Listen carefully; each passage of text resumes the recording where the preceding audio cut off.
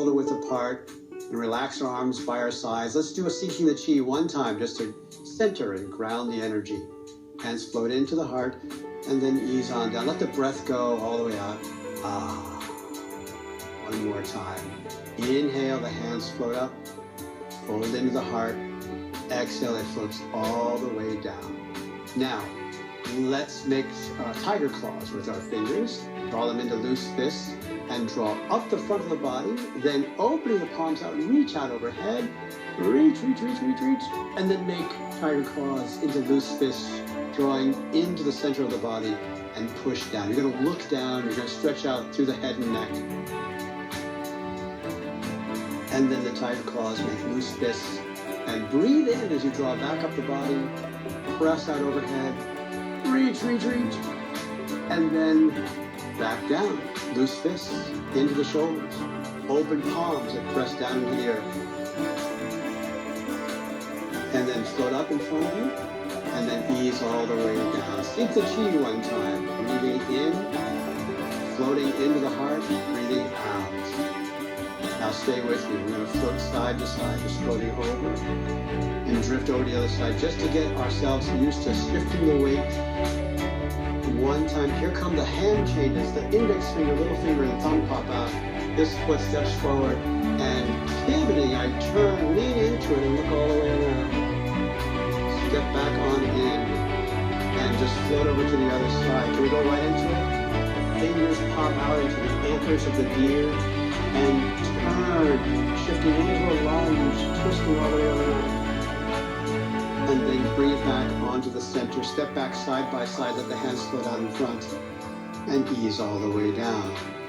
Loose fists that come into the belly starts us with the bear, and the circle around as you rub the belly all the way, closing in, then changing direction and circling around again. Breathing in as you lift, breathing out, and let it go. Hands float out in front, float all the way down.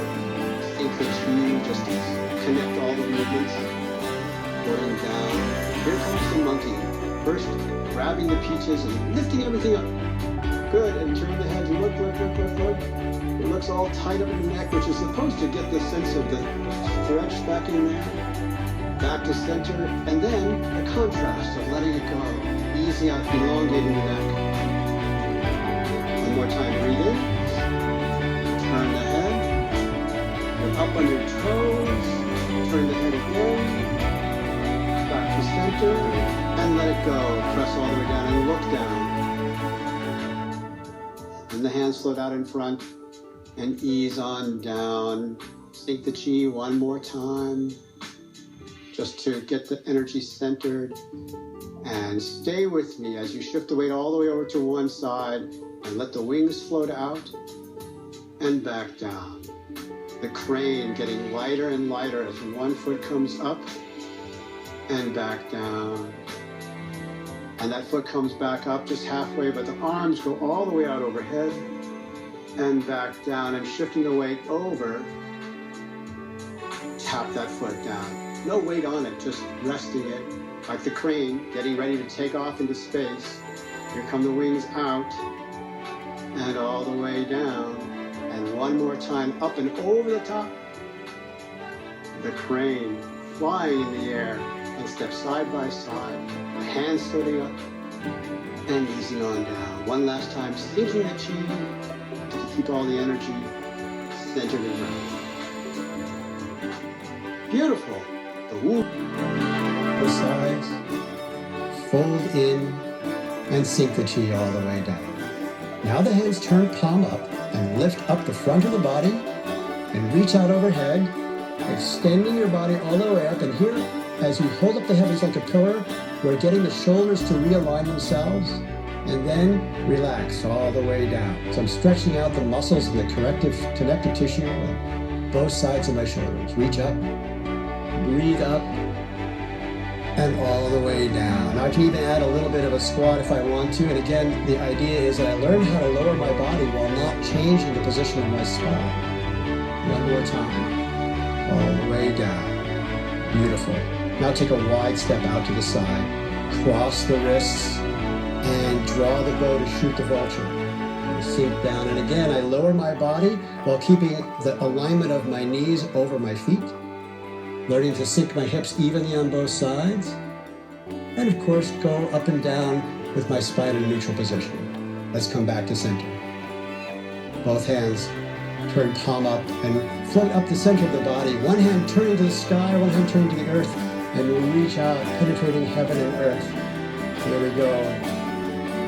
Exercising both sides of the body. Because in real life, we do reach, stretch, using one side more than the other. But this brings us into alignment, and back to center, and all the way down. And we'll save the rest of the 8 pieces. Side, a nice wide step, and then both hands float above again, and then into the heart, and then sink all the way down, bringing your hands to your hips, to your thighs right there. From here, we're going to wag the tail. Lean over to the side and drop the head down in front, and now your hips go side to side. And at the same time you're wagging the tail, you're shaking the head. Let's come back up to center. And then back down again. Just ease into this position. Tip it over to that direction again one more time. Look down at the floor and wag the tail to the other side. Tip sideways, the shoulder into the thigh. And come back up to center and sink back down. Now you don't have to sink down very far. You can actually stand up a little bit taller if that's more comfortable. Tip back over to the side, and you don't have to tip all the way horizontal, parallel to the floor. Just a little bit's fine. Tip over to look at the ground. Wag the tail out behind you, and tip the body sideways. Bring the body back center. Now the actual traditional name of this movement is wagging the tail and shaking the head to drive the fire out of the heart. Look down at the floor, and I don't know, but I can't do wagging the tail without smiling. So maybe that's what they mean by driving the fire out of the heart. One more time. Over to the side. Look down, wag the tail over to the center, bring it back up, sink back down, and then straighten the legs nice and easy. So nice, bring the feet, heel, toe in together. Reach out of the space, lifting up higher and higher. There's a little bit of a bend as you look up and see the sky, and then come on back down, hands floating down in front of your body. Then tuck behind the arms, the small of your back, and drag on down your back and your thighs. You bend your knees to come all the way down, brushing around your feet, and then lift back up again, brushing the sky, all the way to the top, and then bring it back down. Tuck behind the back, right under your arms, and down the length of the body. Now, you don't have to come down all the way to the floor. You can just bend down as much as is comfortably possible. Don't even have to get your head below your knees. That's okay. Just lean on down. Bend your knees to come around your feet because you want to bend your knees to straighten up, to brush the sky. And breathe out, coming back down. Tucking behind the back, all the way down. Connecting your body with the earth. And then connecting your body with the sky. And we talked about that man is in the middle between earth and sky. So one more time. All the way down. Brush around. Breathe into the heavens. And breathing back down. Hands float down by your sides. And nice and easy, relax.